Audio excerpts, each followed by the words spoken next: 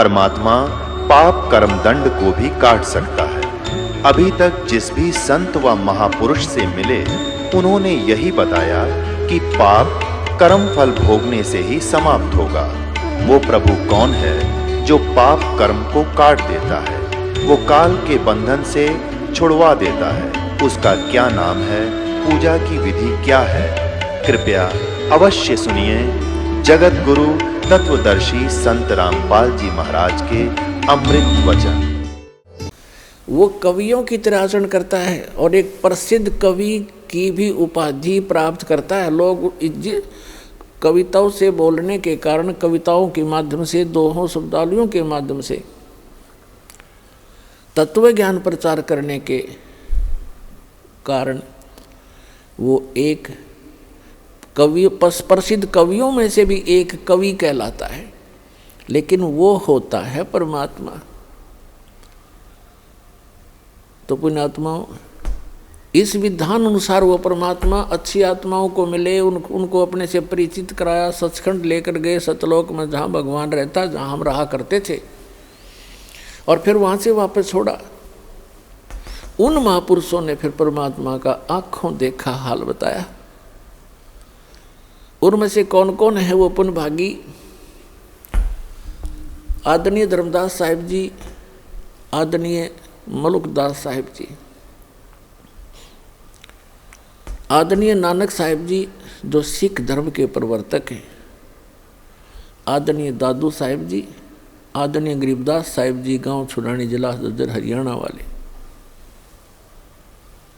आदरणीय घीसा दास जी गांव खेखड़ा जिला मेरठ उत्तर प्रदेश वाले, और आदरणीय रामानंद जी काशी वाले। इन महापुरुषों के बारे में दास को जानकारी है, और भी बहुत से महापुरुषों को परमात्मा मिले। इन्होंने परमात्मा को जाना और फिर उनका परमात्मा कबीर है, काशी में आए थे धानक रूप, जुलाहे रूप में, वही मालिक है। इस नाम ये एफिडेविट दिए उन्होंने अपनी अमृतवाणी में। आदरणीय गरीबदास साहिब जी ने कहा है, हम सुल्तानी नानक तारे दादू को उपदेश दिया, जात जुलाहा भेद न पाया, वो काशी महे कबीर हुआ। गरीबदास जी ने निष्कर्ष निकाल कर दे दिया कि मैं इंक्लूडिंग मी, गरीबदास जी कहते हैं, हम सुल्तानी अब्राहिम सुल्तान अधम नाम के एक मुसलमान राजा थे। हम सुल्तानी नानक तारे और दादू को उपदेश दिया, वो जात जुलाहा भेद नहीं पाया, काशी माए कबीर हुआ। अनंत कोट ब्रह्मांड का एक रति नहीं भार, और सतगुरु पुरुष कबीर हैं वो कुल के सिरजनहार। पुण्यात्माओं, परमात्मा की कथा को ये सत्यनारायण कथा है। अभी तक हम श्री विष्णु जी की कथा को सत्यनारायण कथा कहा करते थे अपनी भूल से। सत्यनारायण का अर्थ है अविनाशी भगवान की कथा, उसकी जानकारी, उसकी महिमा के, उसके गुणगान। श्री विष्णु जी सत्यनारायण नहीं है, ये अविनाशी परमात्मा नहीं है। श्रीमद् देवी भागवत के तीसरे स्कंद में 123 पृष्ठ पर गीता प्रेस गोरखपुर से प्रकाशित सचित्र मोटा टाइप केवल हिंदी में विष्णु जी स्वयं स्वीकार करते हैं कि मैं, ब्रह्मा और शंकर, हम तीनों अविनाशी नहीं है, हम नित्य नहीं हैं। हमारा तो आविर्भाव अर्थात जन्म और तिरोभाव माने मृत्यु, हमारा तो जन्म और मृत्यु होता है। तो पुण्यात्मा, आप ये सत्यनारायण कथा सुन रहे हो, विश्व में एक सत्यनारायण कथा आपको इस सतलोक आश्रम के अतिरिक्त कहीं नहीं मिलेगी। सत्यनारायण की कथा सत्संग कहलाता है, यानी सच्चे भगवान की कथा, उसका कंप्लीट स्पिरिचुअल नॉलेज, इसको सत्संग कहते हैं। और ये विश्व में किसी के पास नहीं है। तो सौभाग्य आपका जो परमात्मा के कितने प्यारी आत्मा हो आप, जिनके लिए युगों से भटक रहे हैं वो परमपिता। कहते हैं गोता मारूं स्वर्ग में जा बैठूं पाताल, और गरीबदास ढूंढता फिरूं अपने हीरे मोती लाल। गरीबदास जी को परमात्मा मिले और उनको बताया, बच्चा मैं तो अपने इन हीरे मोती लालों को खोजता फिर रहा हूँ। एक बार भी जो परमात्मा की शरण में आ गए किसी भी युग में,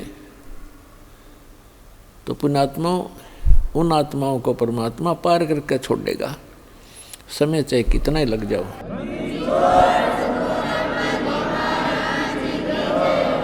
जो जन मेरी शरण है ताका हूँ मैं दास, और गेल गेल लाग्या फिरूं जब तक धरती आकाश। कहते एक बार जो मेरी शरण में आ गया और मेरे परम संत से नाम लेकर के भक्ति प्रारंभ कर दी, फिर वो चाहे विचलित भी हो गया, काम तो बढ़ गया उसका, क्योंकि जन्म घने और हो जाएंगे, फिर बाद में ब्रह्माटी घनी हो जाएगी, लेकिन वो समर्थ, वो जुबान का पक्का है, उसका कानून कभी डगमग नहीं होता, उसका नियम अटल है, वो अपने नियमानुसार फिर भी हमारे पीछे पीछे भटकता ही रहता है। तो यहाँ जो दास आज आपको बताना चाह रहा है कि मनुष्य जीवन इतना कीमती है। जो प्रसंग चल रहा था कि ये ज्ञानी आत्मा है तो नेक उद्धार हैं। गीता अध्याय नंबर 7 के श्लोक नंबर 18 में कहा, ये ज्ञानी आत्मा सभी की सभी उद्धार हैं,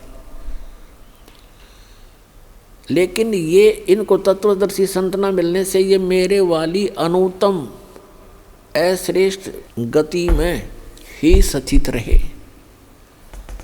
और इन अज्ञानी अनुवादकर्ताओं ने, श्रीमद् भगवद गीता के अनुवादकर्ताओं ने अनुत्तम का अर्थ कर दिया अति उत्तम, सर्वश्रेष्ठ। अरे तेरा गजब है।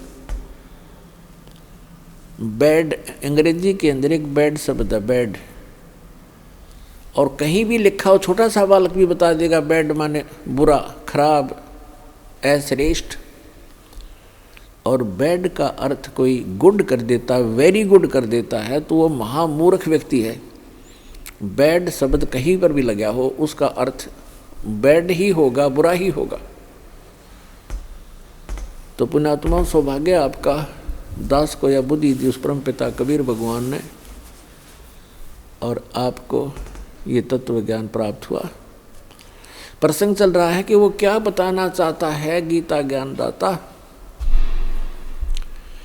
कि ये 11 प्रकार के व्यक्ति मेरी भक्ति करते हैं, 3 तो रिजेक्ट कर दिए, जैसे अर्थार्थी, आर्थ, जिज्ञासु और ज्ञानी को उत्तम मानना उसने, कि वो अच्छा है, मुझे प्रिय है, मैं उसको प्रिय हूँ, लेकिन वो भी मेरे वाली यानी ब्रह्म तक की साधना, इससे मिलने वाली अनुत्तम गति, अश्रेष्ठ स्थिति में ही स्थित है। अनुत्तम क्यों कहा इसने? अपनी गति को भी अनुत्तम क्यों कहा? गीता अध्याय नंबर 4 के श्लोक नंबर 5 और 9 में, गीता अध्याय नंबर 2 के श्लोक नंबर 12 में, गीता अध्याय नंबर 10 के श्लोक नंबर 2 में, ये गीता ज्ञानदाता स्वयं कहता है, अर्जुन तेरे और मेरे बहुत जन्म हो लिए, तू नहीं जानता, मैं जानता हूँ। गीता अध्याय नंबर 8 के श्लोक नंबर 13 में कहता है, अर्जुन ओम इति एकाक्षरम ब्रह्म व्यवहारण माम अनुस्मरण ये प्रियाति तदन देहम सयाति परमाम गति। मुझ ब्रह्म का केवल एक ओम मंत्र है, नथिंग एल्स। और इसकी साधना उच्चारण करके जाप करता हुआ जो अंतिम श्वास तक भी इसका जाप करता हुआ शरीर छोड़कर जाता है, ओम से मिलने वाली परम गति को प्राप्त होता है। ओम से मिलने वाली परम गति क्या है? ब्रह्मलोक प्राप्त होता है। यजुर्वेद अध्याय नंबर 40 के मंत्र नंबर 17 में स्पष्ट कहा है वेद ज्ञानदाता ने कि वो परमात्मा तो प्रोक्ष है, ऊपर रहता है, गुप्त है, और मैं ब्रह्म हूँ, और मैं ऊपर दिव्य लोक ब्रह्म दिव्य आकाश रूपी ब्रह्मलोक में रहता हूँ। श्री देवी भागवत के अंदर, श्री देवी पुराण में 7वें स्कंद में 562 से 63 पृष्ठ तक, 563 564 तक ये स्पष्ट किया है। हिमालय को ज्ञान देते हुए श्री देवी जी कह रही है कि राजा हिमालय, उस परमात्मा के विषय में जानकारी बताती हूँ मैं। उसका ओम नाम है और उस ओम नाम को का जाप करके ब्रह्मलोक की प्राप्ति कर लेता है, ब्रह्म को प्राप्त होता है और वो ब्रह्म ऊपर दिव्य आकाश रूपी ब्रह्मलोक में रहता है वो ब्रह्म, और तुम्हारा कल्याण हो।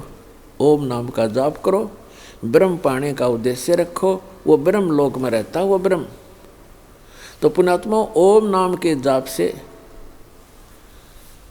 ब्रह्मलोक प्राप्ति होती है। श्रीमद् भगवत गीता अध्याय नंबर 8 के श्लोक नंबर 16 में कहा कि अर्जुन, ब्रह्मलोक में गए हुए प्राणी भी पुनरावृत्ति में है। 8वें अध्याय के 13वें श्लोक में अपनी साधना का मंत्र बताते हैं कि इसके अतिरिक्त कोई मंत्र नहीं है, उसके अतिरिक्त कोई नाम जाप कराते हैं। कौन कौन से? ओम नमः शिवाय, ओम भगवते वासुदेव नमः आदि आदि ये मंत्र नहीं है, क्योंकि ये श्रीमद् भगवत गीता में नहीं लिखे हैं। 8वें अध्याय के 5 और 7 में ये खुद कहता है कि अर्जुन, मेरी भक्ति कर, मुझे ही प्राप्त होगा, लेकिन युद्ध करना पड़ेगा, यह शांति नहीं हो सकती। गीता अध्याय नंबर 8 के श्लोक नंबर 1 में अर्जुन ने पूछा कि आप जी ने जो 7वें अध्याय के 29वें श्लोक में बताया है कि तत्ब्रह्म को जान के और सारे अध्यात्म स्पिरिचुअल नॉलेज से, कंप्लीट स्पिरिचुअल नॉलेज, संपूर्ण अध्यात्म ज्ञान से परिचित और सभी कर्मों से परिचित प्राणी केवल जरा और मरण के इस संकट से छूटने का प्रयत्न करता है। जरा माने बुढ़ापा, बुढ़ापे का दुख, मरण माने मृत्यु का कहर। ये दोनों दुख यहाँ पर कंपलसरी। तो जिसको ये ज्ञान हो जाता है, जो तत्वदर्शी संत की शरण में चले जाते हैं, उनको संपूर्ण अध्यात्म ज्ञान प्राप्त हो जाता है। फिर वो केवल उस तत्ब्रह्म से परिचित हो जाते हैं, तत्ब्रह्म से और सारे अध्यात्म ज्ञान से, सब कर्मों से। जैसे कोई किसी से कोई धोखा करेगा तो उसका फल भोगना पड़ेगा, चोरी करेगा तो वो देना पड़ेगा, उसके गधा बन कर देना पड़ेगा। तो ये कर्मों से परिचित हो जाने के उपरांत प्राणी गलती नहीं करेगा, भूखा रह सकता है। तो फिर क्या बताया है कि अर्जुन ने पूछा 8वें अध्याय के प्रथम मंत्र में, वे किम तत्ब्रह्म, वो तत्ब्रह्म क्या है? 8वें अध्याय के 3रे श्लोक में गीता जी में गीता ज्ञानदाता कहता वो परम अक्षर ब्रह्म है, यानी गीता ज्ञानदाता से अन्य है। श्रीमद् भगवत गीता 1 से लेकर 4 और 16 और 17 में परमात्मा की परिभाषा कोड वर्डों में बहुत कुछ डिफाइन है, वर्णित है। उल्टा लटका हुआ संसार रूपी वृक्ष है, ऊपर को जड़ तो पूर्ण परमात्मा है, उसका तना अक्षर पुरुष है, उसमें से एक मोटी डार निकलती है, वो सरपुरुष जानो, और उसकी 3 शाखा हैं, वो रजगुण ब्रह्मा, सतगुण विष्णु, तमगुण शिव जी और पात रूप संसार। ये परमात्मा ने आके बताया कि अक्षर पुरुष एक पेड़ है, सरपुरुष वा की डार और तीनों देवा शाखा हैं, ये पात रूप संसार। 15वें अध्याय के 4थे श्लोक में कहा है कि तत्वदर्शी संत की प्राप्ति के उपरांत 15वें अध्याय के प्रथम मंत्र में तत्वदर्शी संत की पहचान भी बता दी है कि जो संत इस उल्टे लटके हुए संसार रूपी वृक्ष के सभी विभाग बता देगा, तना कौन भगवान है, उसकी डार कौन है, शाखा कौन है, पत्ते क्या है, स वेदविद, वो वेद के तात्पर्य को जानने वाला तत्वदर्शी संत है। 15वें अध्याय के 3रे श्लोक में कहा कि उसके पश्चात उस तत्वदर्शी संत की प्राप्ति के उपरांत इस अज्ञान रूप गुत्थी को उस तत्वज्ञान रूपी शस्त्र से काट के, उसके पश्चात 15वें अध्याय के 4थे श्लोक में कहा कि उसके पश्चात परमेश्वर के उस परम पद की खोज करनी चाहिए, जहाँ जाने के बाद साधक फिर लौट कर कभी संसार में नहीं आता। और जिस परमेश्वर ने सब ब्रह्मांडों की रचना की है, केवल उसी की भक्ति करनी चाहिए। गीता ज्ञानदाता स्वयं दृढ़ कर रहा है कि और किसी की भक्ति नहीं करना, मेरी भी मत करना। उसके पाने का मंत्र बता 17वें अध्याय के 23वें श्लोक में, गीता जी में ओम तत्सत इति निर्देश है ब्रह्मण त्रिवेद समर्थ ब्राह्मणा तेन वेदा च यगा च विहिता पुरा, कि उस सच्चिदानंद घन ब्रह्म की यानी परम अक्षर ब्रह्म के पाने के तीन मंत्र के जाप का निर्देश है। निर्देश mean final direction, nothing else. 18वें अध्याय के 62वें श्लोक में कहा कि अर्जुन तू सर्वभाव से उस परमेश्वर की शरण में जा, उसकी कृपा से तू परम शांति को और सनातन परम धाम को प्राप्त होगा, शाश्वत स्थान को प्राप्त होगा, जहाँ जाने के बाद फिर कभी मृत्यु नहीं होती।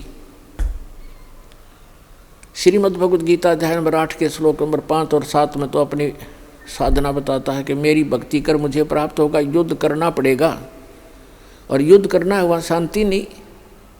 फिर गीता अध्याय नंबर 8 के श्लोक नंबर 8, 9, 10 में स्पष्ट कर दिया है कि जो उसकी भक्ति करता है, उस परम अक्षर ब्रह्म की भक्ति करता है, तत्वदर्शी संत की शरण में जाकर उसको प्राप्त होता है। अंत समय में भक्ति के बल से, इस भक्ति की कमाई से फिर 18वें अध्याय के 66वें श्लोक में निर्णायक ज्ञान दे दिया है।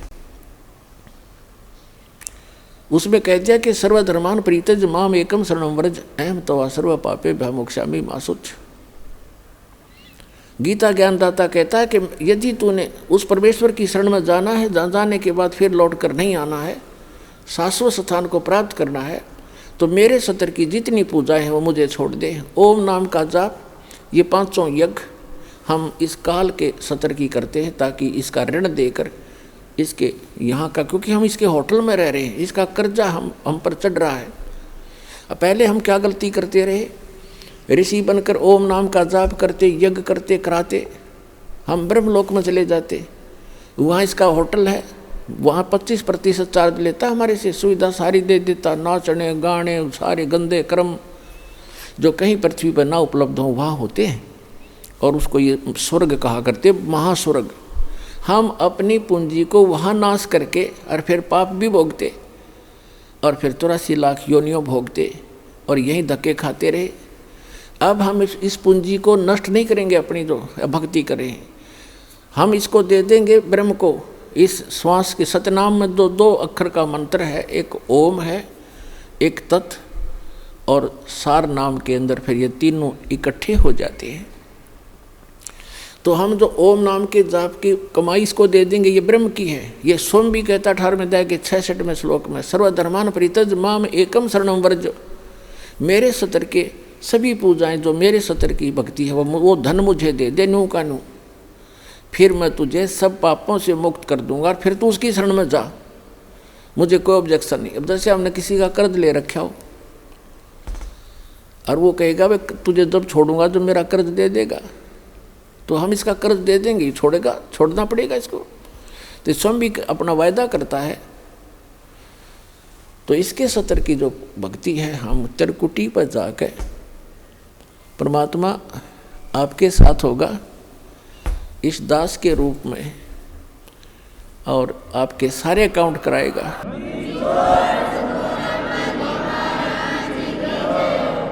और वहाँ पर आपके एडवोकेट का काम करेगा परमात्मा इस दास के रूप में, और ये सारे मंत्र बोल बोल सुनाओगा वहाँ जाकर धर्मराज के दरबार में कि लो जी आपके विधान में है सर्वधर्मान परित्यज माम एकम शरणम व्रज, उसके सतर की ये पूंजी पकड़ो।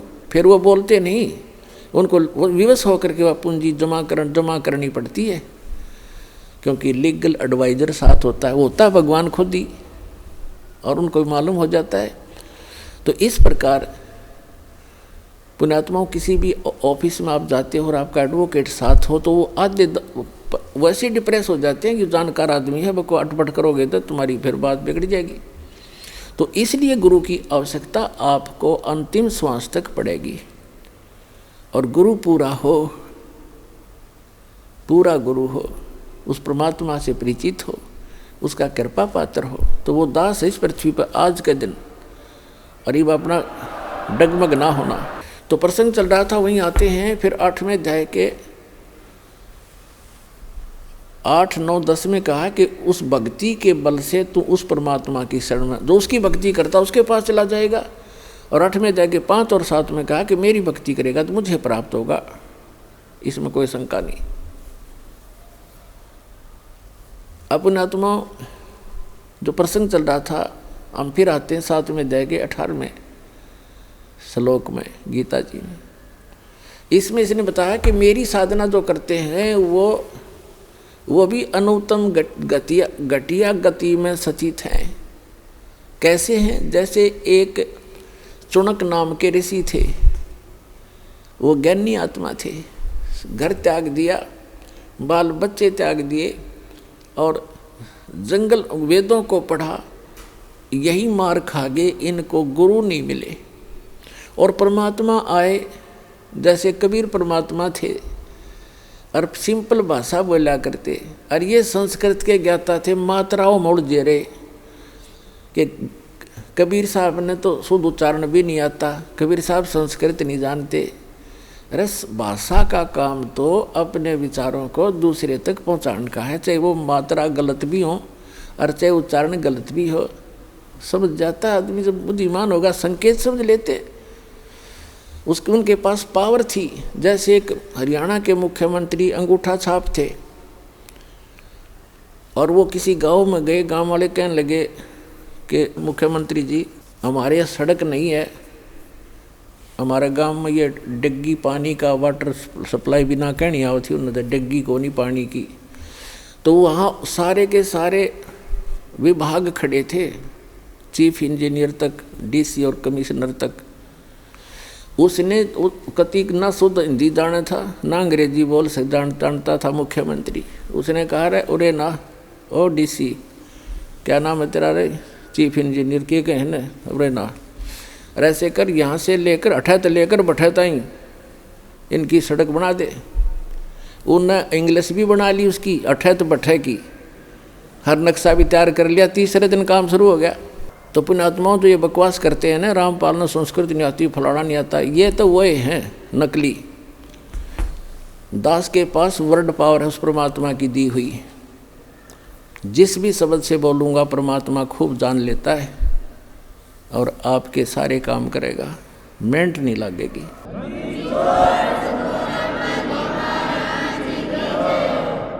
तो कहने का भाव दास का जो है वो इस, तो इनके वो चणुक नाम का एक ऋषि था, उसका यह बात समझ में ना आई, क्योंकि उनको गुरु नहीं मिला। और गुरु मिले, कहते हैं चारों युग में मेरे संत पुकारे, और को के कहा हम हेल रे, हीरे माणिक मोती बरसे, ये जग चुगता ढेल रे।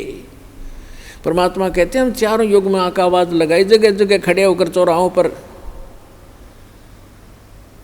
और कहते हैं अब हम तत्व ज्ञान रूपी और सत भक्ति सतमंत्र रूपी लालों की वर्षा कर रहे हैं।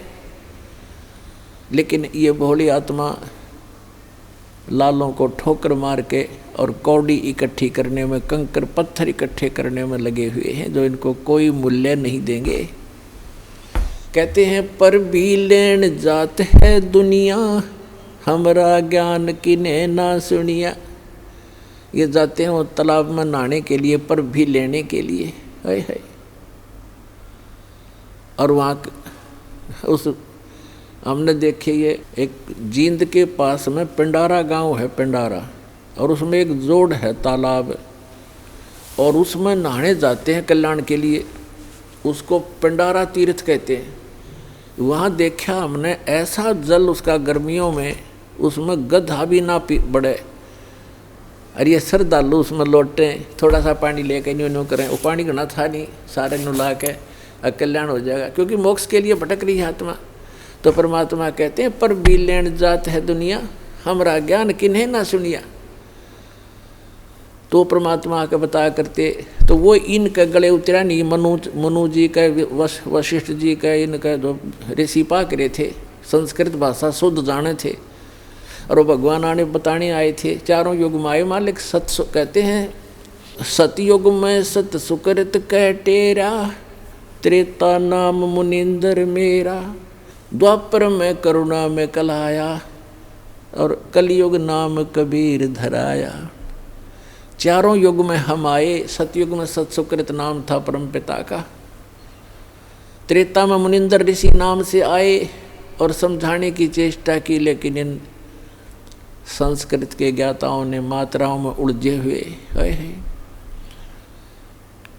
इन अज्ञानियों ने उस लाल को पहचाना नहीं। और कहते हैं द्वापर में हम करुणा में नाम से आए थे, एक बाल्मीक के को मिले थे, ऐसे ही जैसे कलयुग में एक धानक को जुलाहे को मिले थे कमल के फूल पर। ऐसी लीला करते हैं प्रत्येक युग में परमात्मा। और कलयुग में कबीर नाम से आए थे। तो ये क्या बताते हैं परमात्मा कि हम चारों युग में आते हैं, और ये मात्रा की व्याकरण की भक्ति करने वाले ये भगवान को पहचान नहीं पाते। तो क्या बताते हैं परमात्मा ने बताया है कि हम चारों युगों में आते हैं लेकिन ये पहचान नहीं पाते। तो उस चुनक ऋषि ने अपने आप निष्कर्ष जैसा भी सुना था ब्रह्मा से या किसी अन्य ऋषि गुरु से, ये फाइनल मान लिया कि ओम नाम है पूर्ण ब्रह्म का, कंप्लीट गॉड का। और उसके साथ साथ एक समय जब ब्रह्मा जी कमल के फूल पर इस काल ने धोखे से बैठा दिए, उससे पहले का उसका जीवन ब्रह्मा जी को कुछ नहीं मालूम है, कैसे जन्म हुआ, कहाँ से आ गया। कमल के फूल के ऊपर वो बैठा पाया,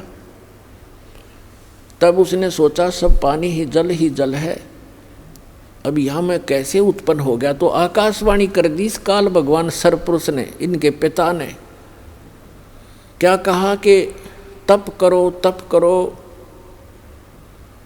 1000 वर्ष तक ब्रह्मा जी ने तप किया, फिर कहा सृष्टि करो।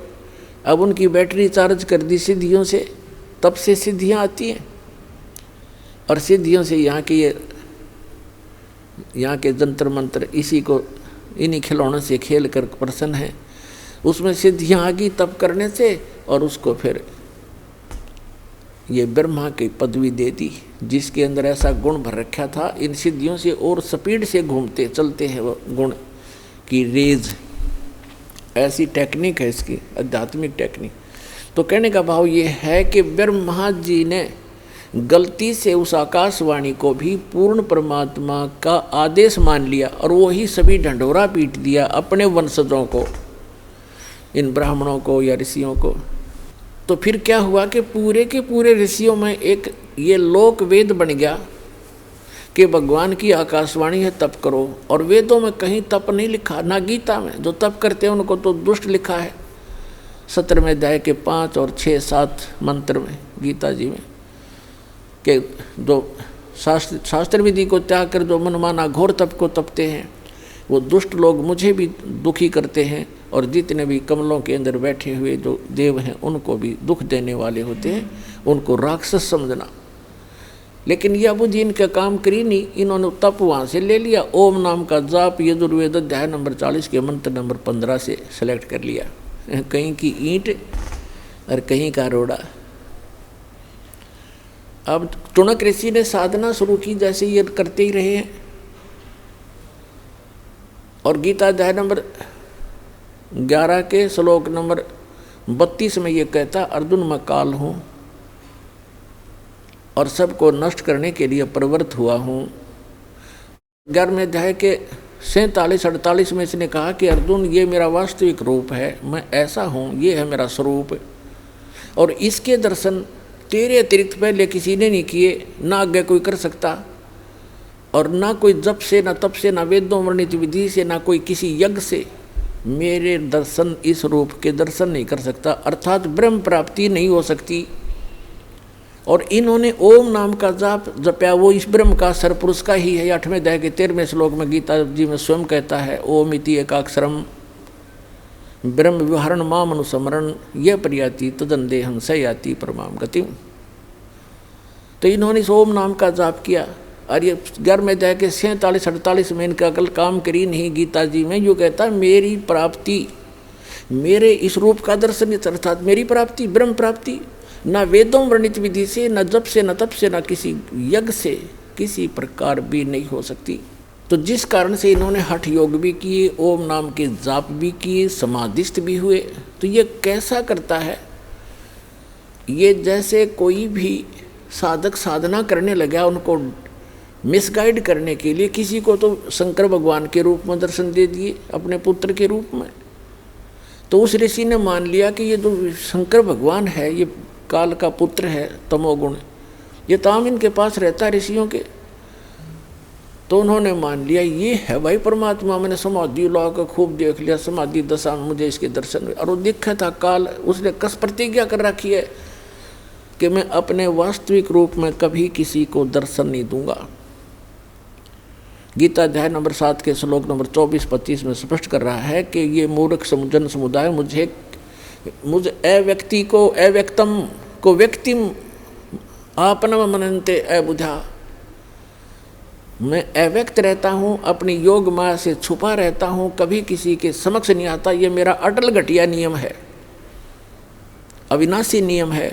और ये मूर्ख मुझे कृष्ण मान रहे होंगे व्यक्ति। अब श्री कृष्ण तो सामने खड़ा था, वो कैसे कहता मैं छुपा रहता हूँ। इसे सिद्ध है, उसमें वो काल बोल रहा था। तो उसने तो ये ऐसी लीला करता है, तो इसलिए प्रतिज्ञा कर रखी है, ये मेरी अटल प्रतिज्ञा है। इसलिए ये किसी को विष्णु के रूप में दर्शन दे देता समाधि दशा में। वो विष्णु जी को फाइनल गॉड मान कर उसकी महिमा बना दी अपने आत्मा। अब जैसे प्रतिमाएं बनाई गई हैं, ये ऋषियों ने समाधि लगाई और समाधि में जिसको भी जिस रूप में दर्शन मिले उसने उसी मिट्टी की मूर्ति उसी बना दी। आगे चल के ये मूर्ति एक परंपरा बन गई। तो इन्होंने ब्रह्मा विष्णु महेश की मूर्तियां बनाई, इन्हीं के दर्शन हुए इनको। किसी को ब्रह्मा के रूप में दर्शन दे दिए। इस प्रकार ये सबको विचलित करके रखता है। तो कहने का भाव ये है, इन ऋषियों ने परमात्मा के दर्शन नहीं हुए, फिर भी ये घुमा फिरा कर ये कहते हैं कि वेदों में परमात्मा तो निराकार लिखा है, ये जो दिखाई देता है ये परमात्मा नहीं हो सकता। एक तरफ श्री विष्णु जी को कंप्लीट गॉड भी मानते हैं, फिर बुद्धि विचलित होने से कोई इनको कहता है कि नहीं भगवान तो दिखाई थोड़ा ही देता है, वो तो निराकार है, प्रकाश ही प्रकाश है। सहस्रार कमल में जाकर देखो, वो तो प्रकाश ही प्रकाश दिखाई देता है, 1000 ज्योतियाँ दिखती हैं। तो फिर ये वहाँ डगमग हो गए सचमुच। तो इनको ये निष्कर्ष निकाल ही नहीं सके, क्योंकि इनकी साधना व्यर्थ थी, इनकम्प्लीट स्पिरिचुअल नॉलेज था। तो चुनक ऋषि ने हजारों वर्षों तक परमात्मा प्राप्ति के लिए कोशिश की, भगवान मिले नहीं। और ये एटम बम बन जाते हैं ज़्यादा तप और जप करने से, इस काल तक की भक्ति करने से। और यही कारण है कि काल फिर इनका दुरुपयोग करता है। रिमोट उसके हाथ में होता है इनका सबका। तो चुनक ऋषि ने हजारों वर्षों तक तप किए, जप किया ओम नाम का, भगवान मिला नहीं। और सिद्धि के से यो ओतप्रोत हो गया, पावर हाउस बन गया, एक एटम बम बन गया। एक मानधाता नाम के चक्रवर्ती राजा थे, यानी पूरी पृथ्वी के शासक थे। और वो 1 वर्ष में, 2 वर्ष में, 10 वर्ष में, जैसा भी वो उचित समझते थे, पूरी पृथ्वी पर निरीक्षण किया करते थे। चक्रवर्ती राजा करता था कि किसी अन्य भूभाग के भूपति को, यानी छोटे राजा को,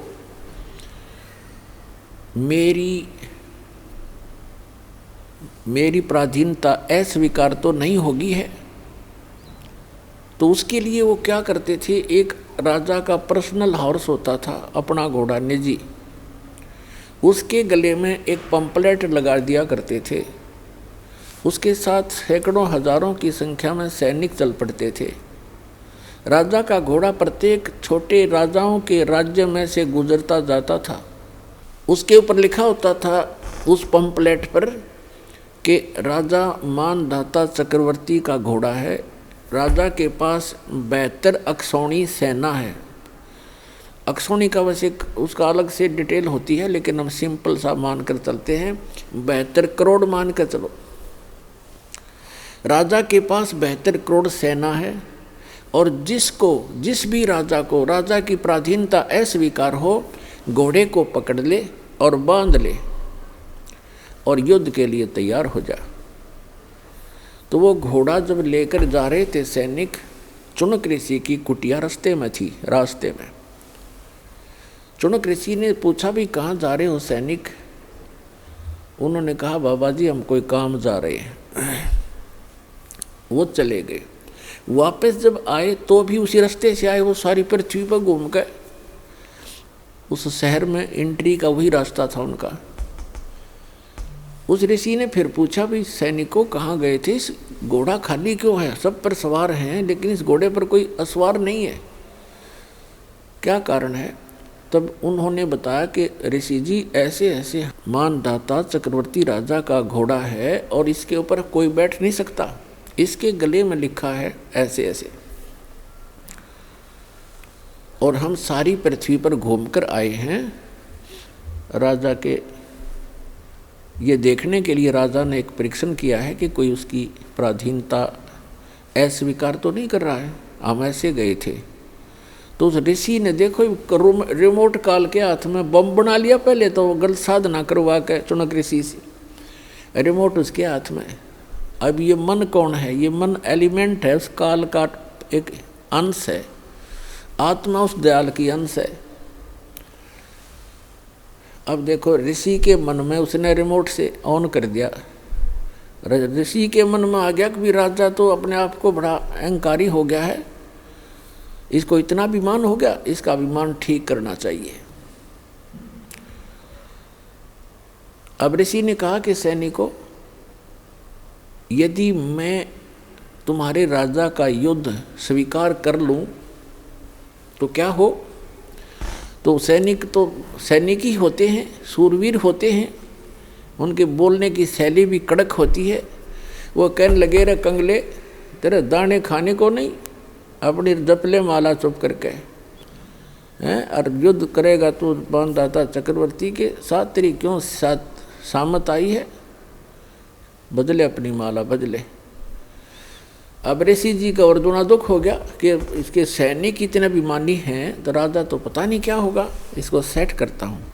तो चुनक ऋषि ने कहा कि भाई मैंने स्वीकार कर लिया तुम्हारे चक्रवर्ती राजा का युद्ध, और इस घोड़े ने बांध दो मेरी कुटिया के इस पेड़ के। अब वो सैनिक तो तैयार बैठे थे, बांध दिया घोड़ा तुरंत। अकेले राजा अभी आए ऋषि जी, हम एक आज्ञा ले आते हैं राजा की। अब राजा को जाकर बताया कि ऐसे ऐसे एक चुनक नाम के ऋषि ने आपका युद्ध स्वीकार कर लिया। राजन मंत्री सलाहकार होते हैं, वो कहते हैं देखो आज एक आदमी की हिम्मत, एक ने सिर उठाया है राजन, कल न कोई और भी बकवाद कर देगा, धीरे धीरे क्रांति आ जाएगी। और कहते हैं बुराई को शुरुआत में ही नष्ट कर देना चाहिए। तो राजा ने कहा ठीक है जाओ। तो राजा ने अपनी सेना की तीन विभाग कर दिए, 3 बटालियन बना दी, और एक टुकड़ी में 18 करोड़ सेना भेज दी एक ऋषि को मारने के लिए। उधर से उस काल के पुजारी ने, चुनक ऋषि ने, ब्रह्म के साधक ने, सारे जीवन में जो डले ढोए थे उसकी 4 पुतली बना ली, 4 परमाणु बम बना लिए वचन से। पुणात्माओं, जो आध्यात्मिक मार्ग है, जो साधना ऋषि करते हैं, ये भगवान से ही कुछ पावर कलेक्ट कर लेते हैं, और वो तो समर्थ है जिसके वचन से सारे ब्रह्मांड चल रहे, सब जीव बन गए, सब पशु पक्षी बन रहे हैं, उसी तरह क्रिया कर रहे हैं, वो तो उसके वचन की शक्ति से। और उसी में से थोड़ी सी सिद्धि यानी हल्दी की गांठ प्राप्त करके ये मनुष्य भगवान बन बैठता है। तो चुनक ऋषि ने उस सारे जीवन में जो डले डोए थे, जो कंकर पत्थर इकट्ठे करे थे सिद्धियों के, उसकी 4 पुतली बना दी, 4 एटम बम बना दिए, परमाणु बम।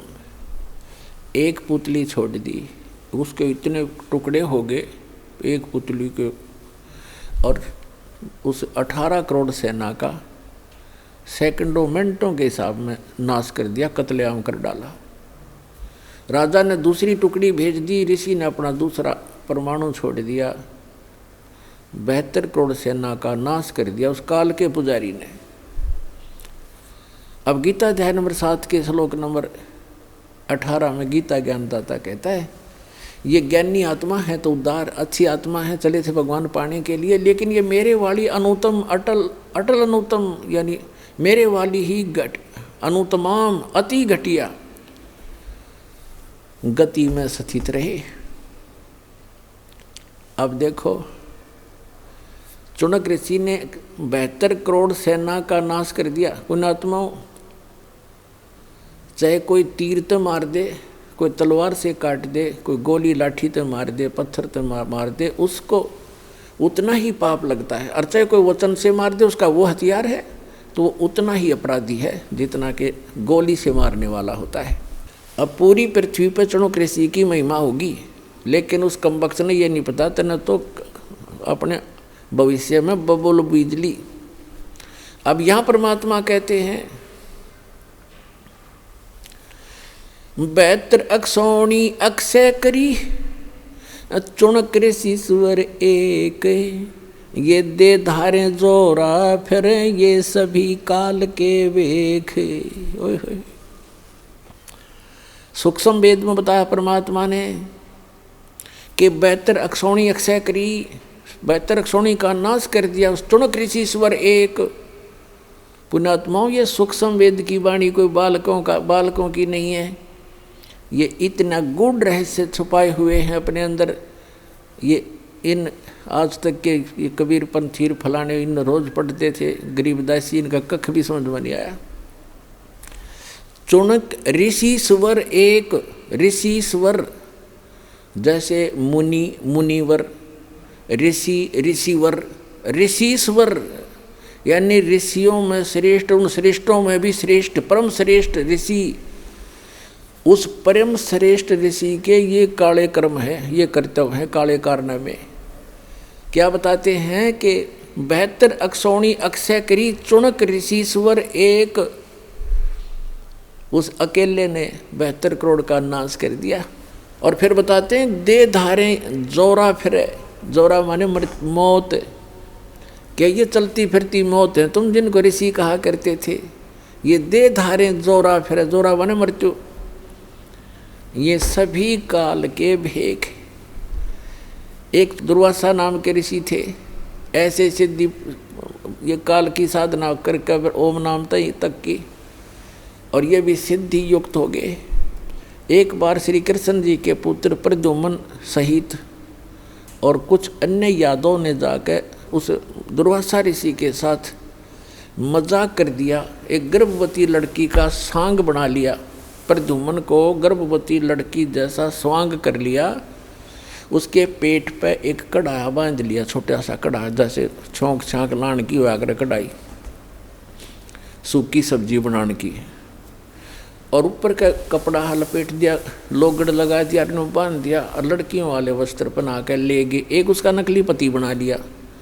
और द्वारका के बाहर बनी में जंगल में दुर्वासा भक्ति कर रहा था, दोना लाए बैठा था। तो सबको ये हो गया था नगर में कि बड़ा पहुंचा हुआ ऋषि है, भविष्य भूत और वर्तमान की सारी जानता है। तो वो श्री कृष्ण जी की आड़ में अभिमानी हो गए थे यादव सारे। वो श्री कृष्ण तो ऊपर किसी ने नहीं माने थे। फिर भी जैसा तत्व ज्ञान की कमी से इतनी त्रुटियां सभी में आ जाती हैं, तो वो इकट्ठे होकर चले कि भी चलो दुर्वासा की परीक्षा लेते हैं, ये कैसा बहुत भविष्य की जानता है। दुर्वासा जी के पास जाकर कहने लगे कि महाराज जी, इनके बहुत दिनों के बाद विवाह के 10-20 वर्ष के बाद परमात्मा ने सुनी है, और ये इसकी पत्नी है, इसको गर्भ रहा है। ये उतावले हो रहे हैं ये जानने के लिए कि इनके पुत्र होगा या पुत्री। आप तो भूत भविष्य की सारी जानते हो। दुर्वासा ने देखा अपना जानते हैं, दूरबीन लगा के, वो तो सारा फंड था। उसने श्राप दे दिया उनको कि इससे यादव कुल का नाश होगा। भागो उठाया चमटा, फिर वो करी लाल आँखें, वो बालक भाग लिए। उसके वचन से 56 करोड़ यादव आपस में लड़के मर गए, कट के कत्लेआम कर दिया उन्होंने। उस वचन से इतना प्रभाव हो गया उनमें, आपस में लड़ मरे। तो यहाँ क्या कहते हैं, सूक्ष्म वेद में कहा है कि दुर्वासा कोपे तहाँ समझने आई नीच, और 56 करोड़ यादव कटे, वह मची रुधिर की कीच। ओए होए, 56 करोड़ आदमी कट कर मर गया आपस में लड़के। दुर्वासा के श्राप थे, श्री कृष्ण रक्षा नहीं कर सका। कि श्री कृष्ण जी के पोते परपोते स्वयं उसके बच्चे सारे मारे गए। तो यहाँ संत कहते हैं, गरीबदास परमात्मा कबीर जी कहा करते थे अपने सूक्ष्म वेद जो गरीबदास जी को दिया, उसमें कहा है कि दुर्वासा को पे तहाँ, बच्चा ने मजाक कर दिया, इतनी सजा दिया करते हैं। कहते हैं ये इंसान नहीं, ये नीच व्यक्ति है, तुम इनको ऋषि समझते थे। दुर्वासा कोपित, हाँ यानी कुपित हुए और समझ न आई नीच। उस दुष्ट इंसान ने इतना भी नहीं सोचा तो क्या बकवास करने जा रहा है, इससे क्या गाड़ी गल जाएगी, ये संत है, ऋषि हो तुम। संता को उसको कितना दुख झेले, बद्दुआ नहीं देते संत, ये तो काल के सांप थे। कहते हैं दुर्वासा को पे तहाँ समझने आई नीच, और 56 करोड़ यादव कटे, वहाँ मची रुधिर की कीच, गारा मच गई लहू की, रक्त की। अपने आत्माओं आपको अब समझ में आवेगा कौन कितने पानी में।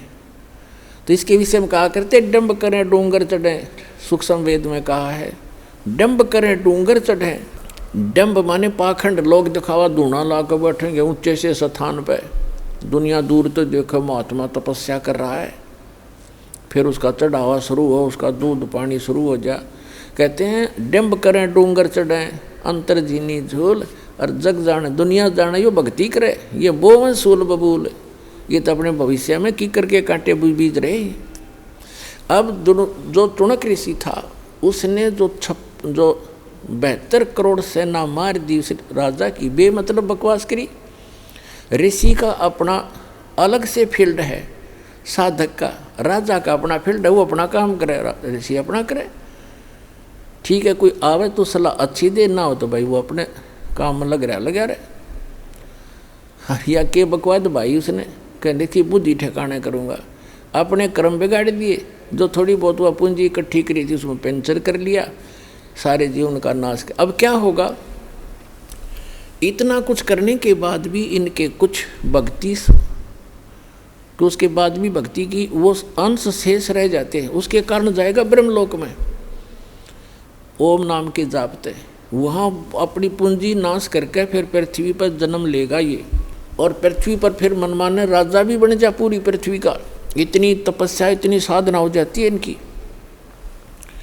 और फिर 84 लाख योनियों के चक्कर में भी पढ़ना ही पढ़ना पड़ेगा।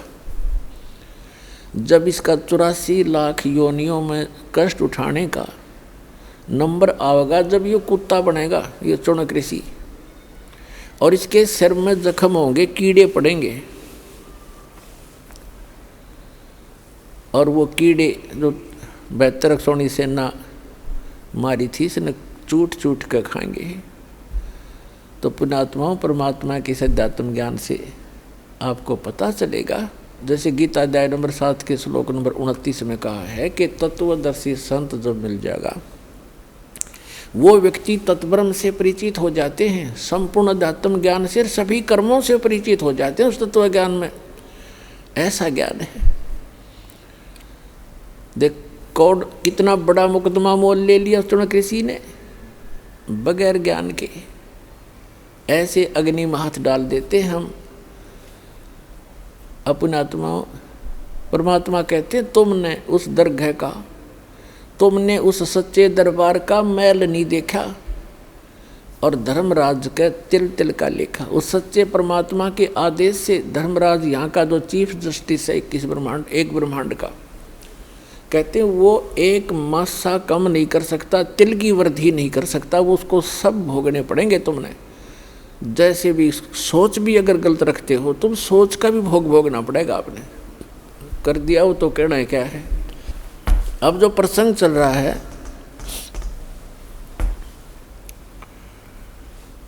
एक समय एक गुरु और शिष्य चले जा रहे थे। रास्ते में एक मछियारा मछली पकड़ रहा था किसी सरोवर से, और वहाँ से जाल भर के और बाहर डाल रहा था। वो तड़प तड़प कर शरीर छोड़ रही थी। उस लड़के ने, शिष्य ने, छोटा बालक था 10-15 वर्ष का, उसने पूछा गुरुजी ये प्राणी जो ऐसा अपराध कर रहा है इसको क्या सजा मिलेगी। गुरुजी कहने लगे बेटा फिर बताऊंगा, अब आजा। सुमन कर अपना चलते सफ़र कर रहे थे। 4-5 वर्षों के बाद क्या देखा, एक हाथी का बच्चा मस्ती में उछल कूद मचा रहा था। उछल कूद करते करते 2 वृक्षों के बीच में फंस गया। अब जैसे तैसे झटके झुटके मार के और निकल तो आया, लेकिन खाल सारी छुल गई, बुरी तरह खाल उतर गई। छोटा बच्चा था, वर्षा के मौसम था, उसके कीड़े पड़ गए। सैकड़ों की, हजारों की, लाखों की संख्या में कीड़े उसको मोटे मोटे कीड़े खान लग रहे और वो चिल्लावा बुरी तरह। अब वो दोनों गुरु शिष्य फिर चले जा रहे थे। वहाँ उस शिष्य ने पूछा, गुरुदेव इस प्राणी ने कौन से जन्म में ऐसा कर्म कर दिया जो इसको ये कीट खा रहे हैं, ये चिल्ला रहा है। तब उस गुरुजी ने बताया, बेटा जो मछियारा था ना, जो मछियाँ पकड़ रहा था और वो मछियाँ तरफ तरफ कर जीभ छोड़ रही थी, प्राण त्याग रही थी, ये हाथी का बच्चा वो मछियारा है। आइए अब हम उन श्रद्धालुओं के अनुभव जानते हैं जो जगत गुरु तत्वदर्शी संत रामपाल जी महाराज जी से दीक्षा प्राप्त कर चुके हैं तथा उनके द्वारा बताए गए भक्ति मार्ग पर चल रहे हैं। नमस्कार जी। सत साहेब जी। क्या नाम है जी आपका? मेरा नाम ब्रज किशोर दास है। सर कहाँ से हैं आप? हम औरंगाबाद बिहार के रहने वाले हैं। संत रामपाल जी महाराज से नाम दीक्षा आपने कब ली? 20 नवंबर 2015 में लिए थे। संत रामपाल जी महाराज से नाम दीक्षा लेने से पहले आप क्या भक्ति साधनाएं करते थे? पहले सभी देवी देवताओं की भक्ति साधना करते थे। कृष्ण जी के लिए इसे 24 एकादशी करते थे, दुर्गा माता का इसे व्रत भी रखते थे, एतवार का भी व्रत करते थे, लेकिन उससे कोई फ़ायदा नहीं हुआ जी। प्रतिदिन और शरीर जो है से कि गिरावट में चलते चला गया और बहुत सारे भूत प्रेत का भी हमारे ऊपर प्रकोप रहता था। अनेकों जगह दिखलाएं, लेकिन कोई फ़ायदा नहीं होता था।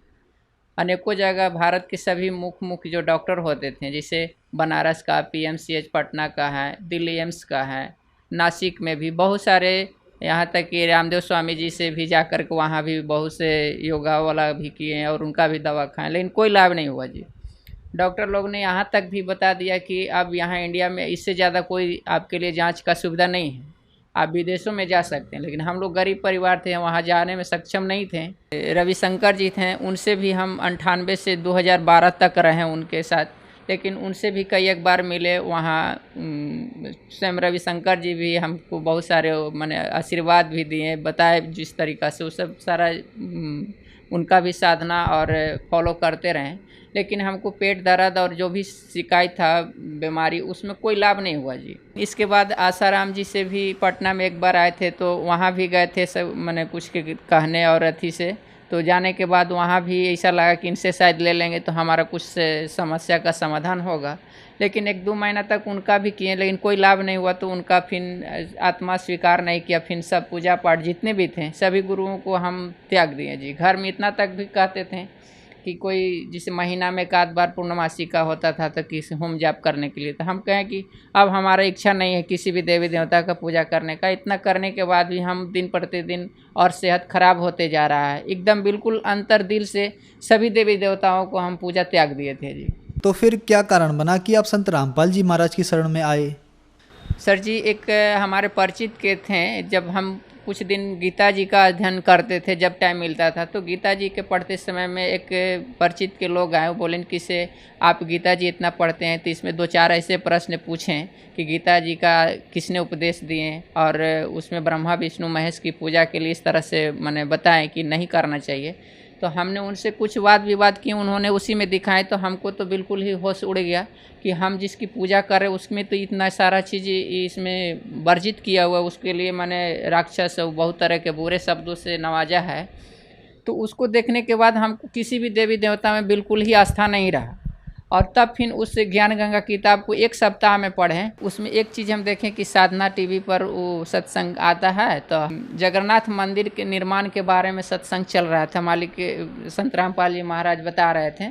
उसमें इंटरव्यू देखें, उससे हमको बहुत अंदर आत्मा से लग रहा था कि अब कब उनसे मिले, कैसे हमको उपदेश मिलेगा।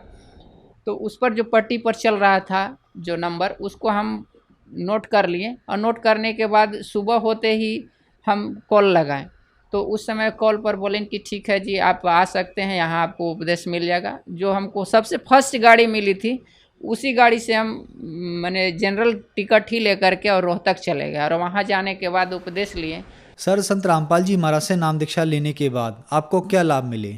हमें पेट के दर्द से बहुत काफ़ी परेशानी थी, जो बुखार लगते रहता था, लेकिन सभी जगह अल्ट्रासाउंड, एंडोस्कोपी, एक्सरे लेने के बाद, सभी दवाइयों खाने के बाद भी कोई फ़ायदा नहीं हुआ था। ऐसे शुरुआत हम औरंगाबाद ज़िला से ही किए थे और फिर गया में भी सबसे बड़े जो डॉक्टर थे YK सिंह, उनसे दिखलाए। पटना में डॉक्टर विजय प्रकाश हैं, उनसे भी दिखलाए। 6 महीना के लिए खाए, कोई दवाई फ़ायदा नहीं हुआ। फिर BHU में गए, वहाँ भी 6 महीना खाए दवा, वहाँ से भी कोई फ़ायदा नहीं हुआ। किसी ने बोले कि इसे आप दिल्ली एम्स में दिखा लीजिए, तो दिल्ली एम्स में भी गए, वहाँ सभी तरह के जांच हुआ और वहाँ भी करीब सालों भर तक हम दवा खाने के बाद भी कुछ फ़ायदा नहीं हुआ और दिन प्रतिदिन हमको हर तरह से खाने पचने में बहुत परेशानियाँ और दर्द उतना ही बढ़ते चला जा रहा था जी। और इसके बाद ही जब इनके पास जब संत रामपाल जी महाराज जी से जब उपदेश लिए, तो उसी दिन से वहाँ तो छाना हुआ और मिर्चा का ही प्रसाद खाने को लिए मिलता था। हम डर से नहीं खा रहे थे कि छाना हुआ पूड़ी है और ये मिर्चा है, हम कैसे खा पाएंगे। लेकिन भूख इतनी लगी रही थी कि हम विवश होकर के सोचे कि अब खाएंगे तो हो सकता है जलन और पेट दर्द और बढ़ जाएगा। लेकिन खाने के बाद हमको कुछ ऐसा एहसास नहीं हुआ कि हमको दर्द हो रहा है या जलन हो रहा है। उस दिन के बाद से अब मिर्च के बिना हमको खाना नहीं अच्छा लगता है जी, वो हमारे लिए सबसे पसंद का हो गया है। और इस समय अभी हमें किसी भी तरह का पेट दर्द और पचने या और तरह के कोई शारीरिक कष्ट है अभी नहीं है जी। पहले से आर्थिक लाभ में जितना भी कमाते थे, सभी जादू जंतर या भूत प्रेत के दिखाने में और डॉक्टरों के पास जो भी कमाते थे, उससे ज़्यादा कभी कर्ज ले करके खेत तक भी बेच करके हमने इलाज कराया है जी। और आज के डेट में संत रामपाल जी महाराज के शरण में आने के बाद सब बीमारी ठीक हो गया जी। और आज हम जो भी घर पर खेती बाड़ी या अपना जो क्लिनिक चलाते हैं, उससे बहुत अच्छी से हम सभी परिवार शांतिपूर्वक जीवन बिता रहे हैं जी। तो जो दर्शक आज आपको टीवी पर देख रहे हैं और वो दर्शक भी संत रामपाल जी महाराज से नाम दीक्षा लेना चाहते हैं, तो कैसे ले सकते हैं?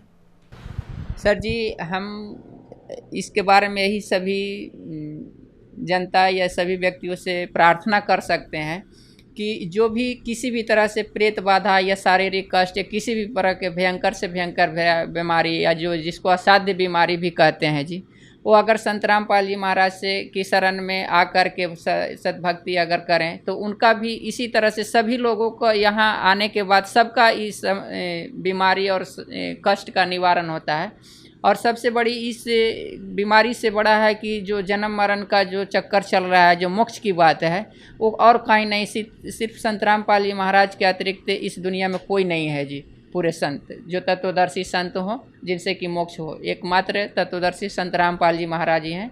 और इनके शरण में आए और अपना जीवन का कल्याण कराएं। संत रामपाल जी महाराज का अनेकों चैनलों पर इनका प्रोग्राम आता है, सत्संग आता है। और सत्संग चलते समय नीचे पीली पट्टी पर बहुत से उसका 2-3 नंबर आते हैं, उसके नंबर पर संपर्क करके इनके जहाँ भी फॉलोअर्स हैं उनसे संपर्क करें और नज़दीकी जो नामदान सेंटर है वहाँ पर अपना नाम उपदेश ले सकते हैं। धन्यवाद सर। सत साहेब।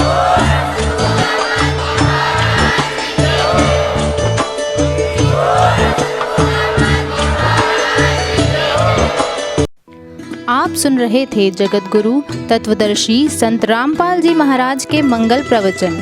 अधिक जानकारी के लिए संपर्क करें